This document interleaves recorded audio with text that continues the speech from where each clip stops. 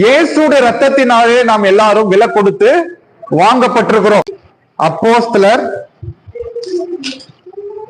20வது அதிகாரம் 28வது வசனம்.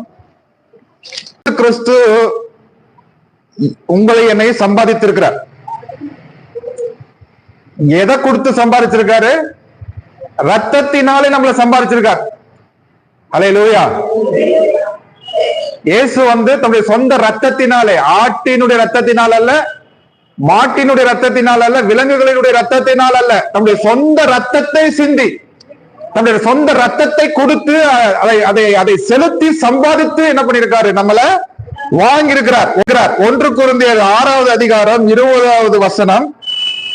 கிரயத்திற்கு கொல்லப்பட்டீர்களே, ஆகையால் தேவனுக்கு உடையவர்களாகிய உங்கள் சரீரத்தினாலும் உங்கள் ஆவியினாலும் தேவனை மகிமைப்படுத்துங்கள்.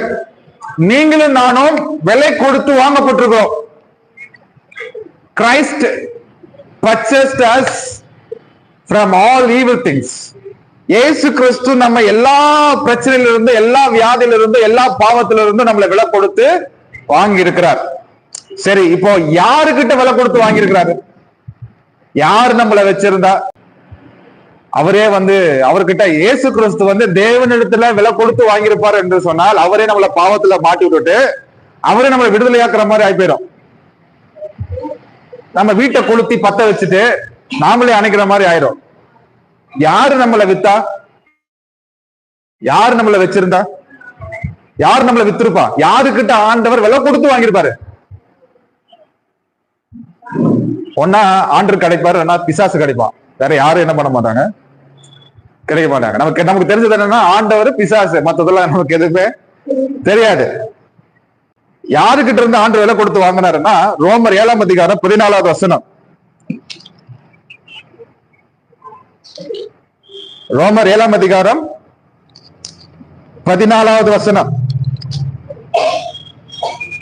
மேலும் நமக்கு தெரிந்திருக்கிறபடி நியாயப்பிரமாணம் ஆவிக்குரியதாய் இருக்கிறது, நானோ பாவத்திற்கு கீழாக விற்கப்பட்டு மாம்சத்துக்குரியவனாய் இருக்கிறேன். நாம எதற்கு கீழே விற்கப்பட்டோம்? பாவத்திற்கு கீழே விற்கப்பட்டோம். பாவம் நம் மேல அதிகாரத்தை செலுத்தி கொண்டிருந்தது. பாவம் நம்மளை ஆட்சி பண்ணி கொண்டிருந்துச்சு. அப்ப யாரு நம்மளை வித்திருப்பா? ஆதாம் நம்மளை பாவத்திற்கு கீழாக வித்து போட்டான். ஏசா எப்படி தன்னுடைய பசிக்காக சேஷ்டபுத்திர பாகத்தை யாக்கோபு கிட்ட வித்து போட்டானோ, அது போல ஆதாம் தன்னுடைய இச்சைக்காக, அந்த பழத்தை புரிஞ்சு சாட்டே ஆகணுங்கிற இச்சைக்காக நம்மள என்ன பண்ணிட்டான்? தார வாத்து கொடுத்துட்டான், பாவத்துல வித்துட்டான். இப்ப பாவத்தின் சம்பளம் என்ன ஆயிடுச்சு? மரணம் ஆயிடுச்சு. பாவத்தை செய்யறப்படினா நம்ம மரணத்தை அறுவடை செய்து கொண்டிருந்தோம். பாவத்தினாலே உண்டாகக்கூடிய விளைவுகளையும் நம்ம அனுபவித்துக் கொண்டிருந்தோம். பாவத்தை செய்ய செய்ய பாவத்தினாலே என்ன உண்டாச்சு? சாபம் உண்டாச்சு. பாவத்தினாலே மகிமை இழந்து போனோம். ஆதாம் தேவனுடைய மகிமை இழந்து போனான். தேவன் தனக்கு கொடுத்த எல்லா ஆசீர்வாதத்தையும், பூமிக்குரிய காரியத்தையும், பரலோகத்துக்குரிய காரியத்தை எல்லாத்தையுமே ஆதாம் இழந்து போனான். அப்போ பாவத்திலிருந்து நம்மளை விடுதலையாக்கப்பட்டாதான் நாம பரலோக வாழ்க்கையை சுதந்திரித்துக் கொள்ள முடியும், நித்திய ஜீவனை பெற்றுக் கொள்ள முடியும், ஆசீர்வாதத்தை பெற்றுக்கொள்ள முடியும், சுகத்தை பெற்றுக்கொள்ள முடியும், தேவனுடைய ராஜ்யத்தை நாம் அனுபவிக்க முடியும். அப்போ இந்த உலகத்துல ஆண்டவர் வெள்ளியினாலையும் பொன்னியினாலையும் நம்மள சம்பாதிக்கல, பணத்தினால நம்மள சம்பாதிக்கல, ஆட்டு மாட்டினுடைய ரத்தத்தினால நம்மள சம்பாதிக்கல, இயேசு கிறிஸ்துவின் ரத்தத்தினாலே நம்மளை சம்பாதித்து வாங்கி இருக்கிறார். ஆகவே பாவத்தின் வல்லமை நம்மள ஆளுகை செய்ய முடியாது. பாவத்தினுடைய விளைவுகளினாலே உண்டாக்கப்படுகிற எந்த காரியத்தையும் நம்ம அனுபவிக்க வேண்டிய அவசியம் இல்லை. இயேசு கிறிஸ்து பாவத்தினால் உண்டாகுகிற எல்லா விளைவுகளும் அனுபவித்து விட்டார். இயேசுடைய ரத்தத்தினாலே நாம் விலை கொடுத்து வாங்கப்பட்டபடியினால் நாம் இப்பொழுது இயேசுவுக்கு சொந்தமாக மாறிவிட்டோம். பாவத்திலிருந்து அடிமையாக இருந்த நம்மை இப்பொழுது தேவனுக்கு அடிமையாக மாற்றிட்டாரு. இப்போ நம்ம தேவனுக்கு அடிமையாக இருக்கிறோம். அப்ப பாவத்தின் விளைவுகள் நமக்கு என்ன செய்யாது? நம்மள ஆளுகை செய்யாது. அல்லேலூயா. நியாயப்பிரமாணம் சொல்லுது, 3ஆம் 4ஆம் தலைமுறை மட்டும் விசாரிக்கிறவராக இருக்கிறார். ஆனா நான் இயேசுவோட ரத்தத்தை நான் விசுவாசித்தால் கிருபாதர பலியாக அவர் இருக்கிறபடினால் என் முன்னோருடைய பாவமும் சரி, சாபமும் சரி, என் பாவமும் சரி, என் சாபமும் சரி என்னை ஆளுகை செய்ய முடியாது. கிருபாதார பலி என் ஜபம் அல்ல, கிருபாதார பலி இயேசுடைய ரத்தமாக இருக்கிறது. அல்லேலூயா. நான் 40 நாள் பாஸ்டிங் இருந்து தேங்காய் எண்ணெய பாராசூட் எண்ணெயை வாங்கிட்டு வந்தது தண்ணியில ஊத்தி அதை கலக்கிட்டு நான் குடிச்சாலும் என் சாபம் என்னை விட்டு போகாது. That fasting prayer cannot free from every curses. அல்லேலூயா. நான் அறிக்கை செய்து, ஆண்டவரே எங்க தாத்தா போன சாபத்தை மன்னியும் ஆண்டவரே, ஏன் பாவம் உங்களை பின் தொடர்ந்துகிட்டே இருக்குது. நீங்க உபவாசம் இருந்து ஜெபம் பண்ணாதனால பாவம் உங்களை பின் தொடரல. நீங்க நிறைய பேர் சர்ச்சுக்கு வரணும்னா பக்கெட்டையும் தூக்கிட்டு வாங்க, தண்ணியும் தூக்கிட்டு வந்துருக்கணும். ஏன் பைபிளை தூக்கிட்டு வரீங்க? தண்ணி குடிச்சாதான் உங்க சாபம் போகணும்னா பைபிளை விட்டு போட்டு ஒரு பக்கெட்ல தண்ணி கொண்டு இருக்கலாம்ல, வாந்தி எடுத்துட்டு உட்காந்துட்டு இருக்கலாம்ல. நம்ம your vomit cannot free from every bondages of sins. உங்களுடைய வாந்தி பாவத்திலிருந்து உங்களை விடுதலை ஆக்க முடியாது. ஆமென். ஹல்லேலூயா. நான் பாவத்திலிருந்து விடுதலை ஆகிறதுக்கு என்ன பாஸ்டர் செய்யணும்னு கேள்வி கேட்டீங்கன்னா கண்டிப்பா நீங்க விசுவாசி கிடையாது. இயேசு எல்லாத்தையுமே செஞ்சு முடிச்சிட்டாரு. நாம் எதையும் செய்ய வேண்டிய அவசியம். Don't deal with sin. பாவத்தோடு கூட நீங்க டீல் பண்றதுக்கு ஒண்ணுமே இல்லை. இப்போ சரியா, நம்ம பாவத்தோடு கூட டீல் பண்ண வேண்டிய அவசியம் இல்லை. ஆல்ரெடி இயேசு கிறிஸ்து பாவத்தோடு கூட டீல் பண்ணிட்டாரு. இப்ப நம்முடைய வேலை என்ன? இயேசு நமக்கு கொடுத்த மகிமையை அனுபவிப்பதுதான் நம்முடைய வேலை. இயேசு நமக்கு கொடுத்த ஆசீர்வாதத்தை அனுபவிப்பதுதான் நம்முடைய வேலையாக இருக்கிறது. அல்லேலூயா. ஆனா நம்ம என்ன பண்ண மாட்டேங்கிறோம்னா, இயேசுவினுடைய ரத்தத்தை பற்றும் விசுவாசத்தினாலதான் நம்ம நீதிமானாக்கப்பட்டிருக்கிறோம். இயேசுடைய ரத்தத்தை நீங்கள் விசுவாசிச்சாதான் அந்த கிருபாதார பலி உங்க வாழ்க்கையில பலிக்க ஆரம்பிக்கும். நீங்க இயேசுவோட ரத்தத்தை நம்பாம உட்காந்துக்கிட்டு ஆண்டவரே பாவத்தை பண்ணியும் ஆண்டவரே பாவத்தை பண்ணியும் ஆண்டவரே அறிக்கை பண்ணிட்டு உட்காந்துட்டு இருந்தீங்கன்னா இப்ப நீங்க எதை பிலீவ் பண்ணல? ரத்தத்தை நீங்க நம்பலன்னு அர்த்தம். உட்காந்து ஆண்டவரே எனக்கு தாத்தா பண்ண பாவத்தை பண்ணீங்க ஆண்டவரே, எங்க அப்பா செஞ்ச பாவத்தை பண்ணீங்க ஆண்டவரேன்னு சொல்லி ஜெபம் பண்ணிட்டு இருந்தீங்கன்னா நீங்க இப்ப எதை நம்பல? இயேசுவோட ரத்தத்தை நீங்க நம்பல. அந்த கிருபாதார பலி உங்க வாழ்க்கையில பலிக்கல. அதனாலதான் எங்க போனாலும் என்ன பண்ணுது? பாவம் உங்களை பின்தொடர்ந்து குற்ற மனசாட்சி உங்க கூடயே வருது. பாத்தீங்கன்னா நிழல் நம்மளோட வர மாதிரி இன்னைக்கு அநேக பேர் என்ன பண்றாங்கன்னா குற்ற மனசாட்சியில வாழ்ந்துட்டு இருக்காங்க. அந்த கில்ட்டி ஃபீலிங்ல வாழ்ந்துட்டு இருக்காங்க. அந்த பாவத்தினுடைய விளைவுகளை அறுத்து கொண்டிருக்காங்க. ஹல்லேலூயா. சே ஹல்லேலூயா. இப்ப நான் இயேசுவோட ரத்தத்தை நான் நம்பினால் கிருபை என் வாழ்க்கையில பலிக்கும். ஆமென் சொல்லுங்க. ஹல்லேலூயா.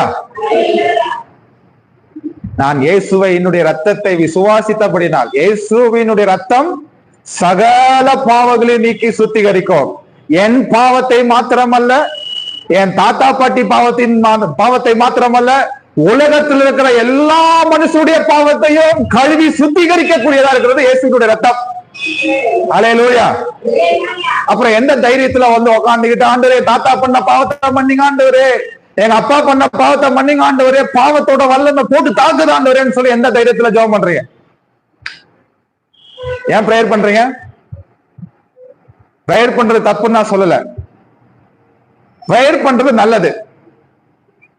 எதுக்கு பிரேயர் பண்ணணும்னா பிசாசோட டீல் பண்றதுக்கு பிரேயர் இல்ல, பாவத்தை டீல் பண்றதுக்கு பிரேயர் கிடையாது.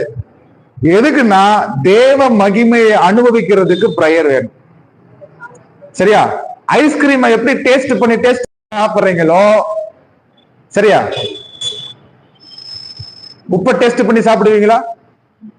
ஏன்னா கசக்கு அது நல்லா இருக்கு, அதனால அதை டேஸ்ட் வர முடியாது. ஆனா ஐஸ்கிரீம் கொடுத்து பாருங்க, ஒரு ஐஸ்கிரீம் என்ன 10 ஐஸ்கிரீம் உட்காந்து டேஸ்ட் பண்ணி அதை ருசிச்சு சாப்பிட்டாதான் உடம்புக்குள்ள ஒட்டும். சாப்பாடு சாப்பிடும் போது டேஸ்ட் பண்ணி சாப்பிட்டாதான் உடம்புல ஓட்டும். அது மாதிரி பிரசன்ஸ் ஆஃப் காட்ல போய் உட்காந்தா தேவனுடைய பிரசனத்தை எப்படி ஐஸ்கிரீம் டேஸ்ட் பண்ணி சாப்பிடுறீங்களோ அது மாதிரி தேவனுடைய பிரசனத்தை டேஸ்ட் பண்ணி என்ன செய்யணும்? அனுபவிக்கணும். அதுதான் பிரேயர். அல்லேலூயா. தேவ பிரசனத்தை நீங்க அனுபவிக்க ஆரம்பிச்சிட்டீங்கன்னா நல்ல கைத்தட்டி பாடுங்கன்னு சொல்ல வேண்டிய அவசியம் இல்ல. நீங்க அக்கப்பக்கத்துல வேடிக்கையும் பார்க்க மாட்டீங்க, முன்னாடியும் பார்க்க மாட்டீங்க. யார் என்ன பண்ணாலும் சரி, கர்த்தர் நல்லவர் என்பதை ருசிச்சு பார்த்துட்டீங்கன்னா உங்களை கண்ட்ரோல் பண்ண முடியாது. யாரு தடை பண்ணாலும் நீங்கள் தேவனுடைய பிரசனத்துல உட்காந்து ஜெபம் பண்ண ஆரம்பிப்பீங்க. ஹல்லேலூயா. ஆனா பிசாசு எப்படி கெடுத்து போறான் பாருங்க. தேவனுடைய பிரசனத்தை அனுபவிக்க முடியாத மாதிரி தேவ மகிமையினால நம்ம மூடப்படுகிறதுக்கு பிசாசு இடம் கொடுக்காம, சத்தியத்தை அறிகிற அறிவை அடையாம பிசாசுடைய மனதை என்ன பண்ணிட்டான், கெடுத்து போட்டுட்டான். தட்ஸ் வை அதனாலதான் நம்ம என்ன பண்றோம், விடிய விடிய ஜெபம் பண்றோம். நட்ராத்துல யாரு உங்களை எந்த ஜெபம் பண்ண சொன்னா? இயேசுநாதர் 1 மணிக்கு எந்த ஜெபம் பண்ணா உங்க பாவத்தின் வல்லமா போயிருன்னு சொல்லி சொன்னாரா? நான் சொல்றேன் பாருங்க, நடுராத்திரி 1 மணிக்கு எந்திரிச்சு பாவத்துக்காக ஜெபம் பண்ணிட்டு உட்காந்துன்னா பாவத்தோட வல்லமை உங்களை விட்டு போகாது. Your prayer cannot free from the bondages of sin. உங்களுடைய ஜெபம் பாவத்திலிருந்து விடுதலையை கொடுக்க முடியாது. இயேசுவினுடைய ரத்தம் மாத்திரமே நமக்கு பாவத்திலிருந்து விடுதலையை கொடுக்க முடியும். ஆமென். ஹல்லேலூயா. அப்போ பாருங்க, இயேசு கிறிஸ்து பாவத்திலிருந்து உங்களை விலை கொடுத்து வாங்கி இருக்கிறாருன்னா அப்ப என்ன அர்த்தம்? நீங்கள் தவறு செய்திருந்தாலும் அதனாலே உண்டாகுகிற விளைவுகளை நீங்கள் அனுபவிக்க வேண்டிய அவசியம் இல்லை. சாபத்தை அனுபவிக்க வேண்டிய அவசியம் இல்லை. இயேசுடைய கிறிஸ்துவ வாழ்க்கை எப்படி பார்க்கணும்னா, கல்வாரி சிலுவைக்கு முன்னாடின்னு பார்க்கணும், கல்வாரி சிலுவைக்கு பின்னாடின்னு பார்க்கணும். கல்வாரி சிலுவைக்கு முன்னாடி என்ன இருந்துச்சு? நியாயப்பிரமாணமும் கிருபையும் இருந்துச்சு. நியாயப்பிரமாணம் இருந்தாலும் கொஞ்சம் கிருபை வேலை செஞ்சது. அப்போ நியாயப்பிரமாணம் எதுதான் சொல்லுது? நீ அதை பண்ணினா சாபம் தான் சொல்லுது, இதை பண்ணா பாவம் தான் சொல்லுது. அப்போ அவன் எதுலதான் வாழ்ந்துட்டு இருந்தான்? சாபத்திலையும் பாவத்திலையும் தான் வாழ்ந்துட்டு இருந்தான். ஆனா கல்வாரி சிலுவைக்கு பின்னாடி ஆண்டவர் நமக்கு என்ன கொடுத்துட்டாரு? ஆசீர்வாதத்தை மாத்திரம்தான் கொடுத்திருக்காரு. நீதி என்கிற அந்த உணர்வை தான் கொடுத்திருக்கிறாரு. கிருபையை தான் தேவன் நமக்கு தந்திருக்கிறார். அப்போ கிறிஸ்தவ வாழ்க்கையில என்னன்னா, நான் ஆப்சண்ட் இல்லையா, ஏசு கிறிஸ்து வந்து என்னது? பிரசன்ட். நான் ஆப்சண்ட், கிறிஸ்து பிரசன்ட், அவ்வளவுதான். இதான் கிறிஸ்தவ வாழ்க்கை. சரி, ஹல்லேலூயா. என் கிரியையை ஒண்ணுமே இருக்கக்கூடாது. பாவத்தை போக்குறதுக்கு என்னுடைய ஒர்க் ஒண்ணுமே இல்லை. என் வாழ்க்கையில் இருக்கக்கூடிய சாபத்துக்கு என்னுடைய வேலை ஒண்ணுமே இல்லை. எல்லாம் இயேசு கிறிஸ்து செய்து முடித்துட்டார். இப்ப ஏன் வேலைன்னா, இயேசுவோடைய ரத்தத்தை விசுவாசிப்பதுதான் என்னுடைய வேலை. ஹல்லேலூயா. அதை சரியா பண்ணுங்க. அதை சரியா பண்ணா இந்த உலகத்துல வெற்றியா வாழலாம்.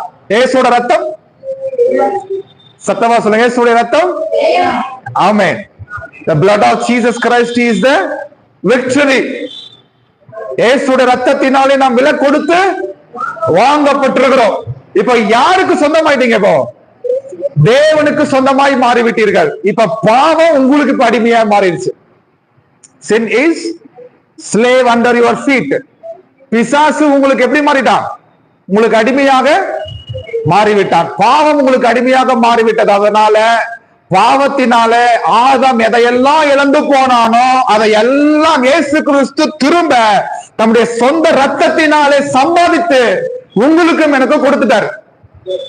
ஆமென்.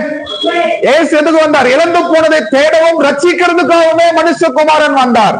அப்போ இயேசுவோடைய ரத்தம் தான் நாம் இழந்து போன எல்லா ஆசீர்வாதத்தையும் திரும்ப நமக்கு பெற்று கொடுத்திருக்கிறது. அதனால இயேசுடைய ரத்தத்தை விசுவாசிச்சாதான் கிருபை நம்முடைய வாழ்க்கையில பலிக்கும். கிருபாதார பலி இயேசு கிறிஸ்து மாத்திரமே.